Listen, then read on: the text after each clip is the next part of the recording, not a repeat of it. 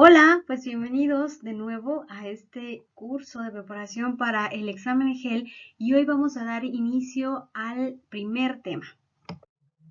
Este es el de la vigilancia epidemiológica, que es un tema súper interesante porque si bien los sistemas de vigilancia epidemiológica se han ido fortaleciendo desde, digamos, los últimos 50 años, lo que ustedes hubieran podido ver como vigilancia, lo que era pues la vigilancia epidemiológica hace 50 años, comparado con lo que es ahora, ha tenido una evolución fascinante, pero creo que además nos encontramos en un momento histórico en el que vamos a observar cómo los sistemas de vigilancia epidemiológica como estrategia comienzan a incorporar otras herramientas tecnológicas y va a ser muy interesante ver este uso de ellas y bueno, pues a ustedes les va a tocar emplearlas, modificarlas y beneficiarse de ellas y pues por supuesto a la población.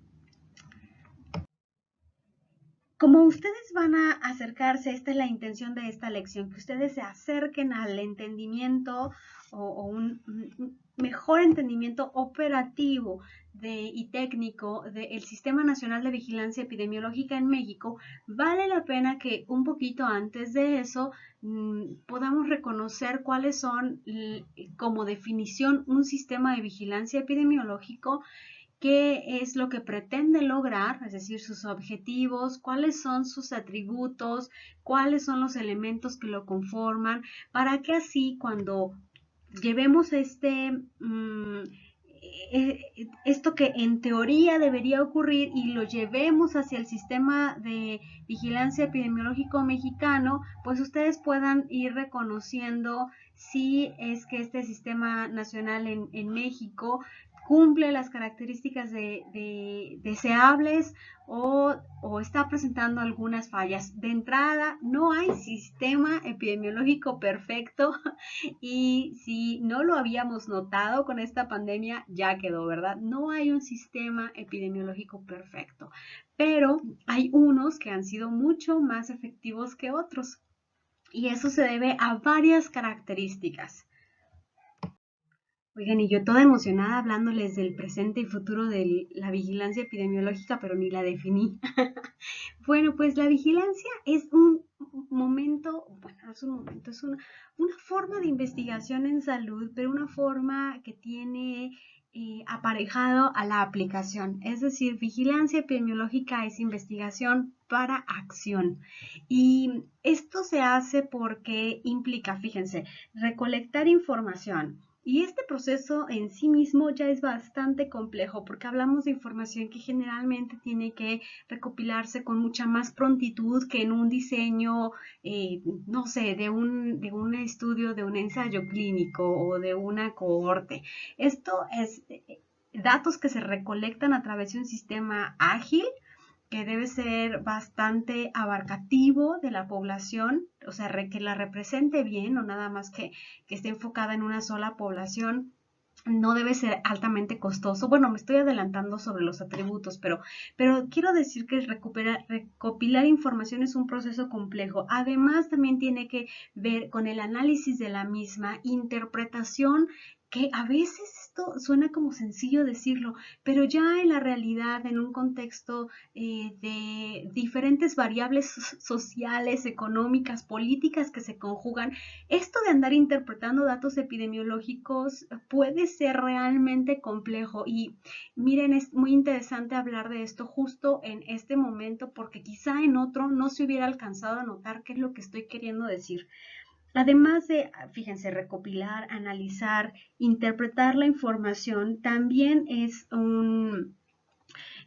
un proceso que sirve para que todo esto se emplee para planificar servicios de salud, pero al mismo tiempo también son datos que se pueden utilizar para monitorear las acciones ya implementadas, ¿ves? Entonces, te sirve lo mismo para planificar que para entender cómo va tu implementación de programas, tu implementación de política pública o de ciertas acciones, si estos tienen el efecto que necesitas y si no, pues hacer los cambios pertinentes. La intención de hacer esto es primeramente, como esta es una estrategia de la salud pública, prevención de ocurrencia de eventos o de daños y también el control de pues riesgos. Así que pues es un elemento complejo de la epidemiología, diferente, este es diferente que otras alternativas epidemiológicas y hay varios objetivos que está persiguiendo. Uno de ellos es entender una situación como un diagnóstico, puedes entender situaciones de factores de riesgo, magnitud de ciertas enfermedades, cómo se comportan, cómo van cambiando en el tiempo, cómo se comportan por grupos etarios, por áreas geográficas, pero también entender quiénes son vulnerables y qué factores son los que están representando el riesgo. Así que, bueno, pues esa es la intención de una vigilancia epidemiológica. Se usa para varias cosas. Primero, tú puedes identificar tempranamente a pacientes y a sus contactos y darles tratamiento e intervención, pero aunque a veces se piensa que es para lo único que sirve la vigilancia, no. También te permite, como lo hemos podido ver, detectar ocurrencias de enfermedad atípicas y cuando los patrones de la enfermedad se modifican. Puedes entender de qué magnitud es una enfermedad o una condición de salud y monitorear diferentes, no nada más eventos de salud, sino también agentes infecciosos o condiciones ambientales que entiendes que son de riesgo. Y pues como les decía hace un momentito, para evaluar efectividad de programas y finalmente toda esta información puede ser una semilla que estimule las preguntas de investigación y que dé pie a investigaciones de otro tipo, ¿ven? Otro tipo de investigaciones en salud, como los estudios transversales, los estudios de cohorte, casos y controles. Entonces, una forma de idear o de tener ideas para estos estudios es justamente lo que arroja la vigilancia epidemiológica. Hay varios tipos de vigilancia epidemiológica. Hay una vigilancia que se lleva a cabo de forma pasiva, que esta es la vigilancia que regularmente hacen los prestadores de servicios de salud cuando llegan aquellas personas usuarias de los servicios y demandan la atención. Entonces se registran sus padecimientos, se registran otros datos de los pacientes y esto se notifica a una entidad y bueno, esta entidad recopila la información de diferentes fuentes, la conjuga y es un proceso un poco lento, no es tan caro, pero es la vigilancia pasiva. La vigilancia activa tiene otras características. Esta vigilancia suele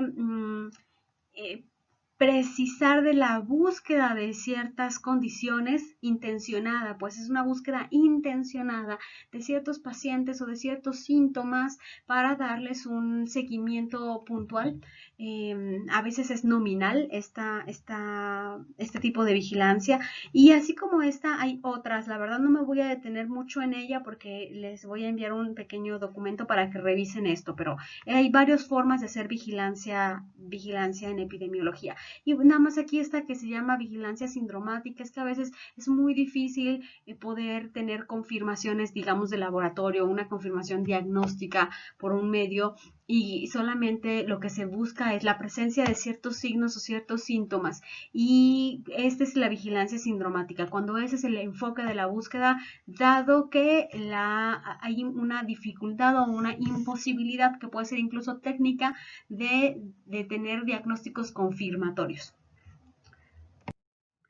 La vigilancia epidemiológica generalmente pues en realidad es un sistema que representa una serie de procesos, una serie de actividades que además tienen un marco regulatorio y que pretenden pues generar información oportuna y de calidad para tomar decisiones en salud.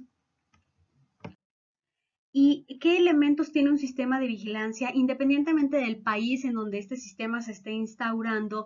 Lo que generalmente todos van a tener es primero un marco legal, porque estás tomando datos de personas y necesitas que haya un margen de legalidad que te permita actuar con esa información. En el caso de México, pues estamos hablando del artículo 4 de la Constitución, me parece que es el párrafo 3, que habla sobre el tema, la Ley General de Salud y hay una norma oficial mexicana, la 017, en donde está todo este marco regulatorio de cómo va a funcionar el sistema de vigilancia en México. Esto es para el país nuestro, pero en otros países, pues por supuesto también tienen un esquema más o menos similar. Además, la vigilancia epidemiológica tiene un sistema propiamente de organizar la información, un mecanismo que a veces es muy eficiente en algunos casos, en otros es muy complicado, tiene muchas trabas para poderse generar la información, pero bueno, el sistema de información forma parte de la vigilancia epidemiológica, mecanismos particulares para el análisis de datos, para la supervisión, la capacitación y la coordinación. Entonces, esa es una estructura de cómo los sistemas de vigilancia operan independientemente del país. Y cuando hablamos propiamente del sistema de información, ya no voy a, lo que sigue de mi sesión, de mis diapositivas, ya no van a hablar del marco legal y eso, porque no es que no lo vayan a conocer, sí lo van a conocer, vamos a ver algunos textos oficiales sobre esto, porque es el tipo de cosas que tienes que saber para tu examen, pero ahora yo, casi por terminar, voy a hablarte del sistema de información y cómo debería ser un sistema de información para que recolecte y procese los datos sobre las diferentes condiciones que ya vimos de manera más efectiva. Así que ahora, estos son algunos de los atributos que los sistemas de información para vigilancia epidemiológica deberían cubrir. El primero es que de veras sea útil para cumplir los objetivos. Acuérdate cuáles eran los objetivos, que era pues recabar información sobre patología, sobre la magnitud, sobre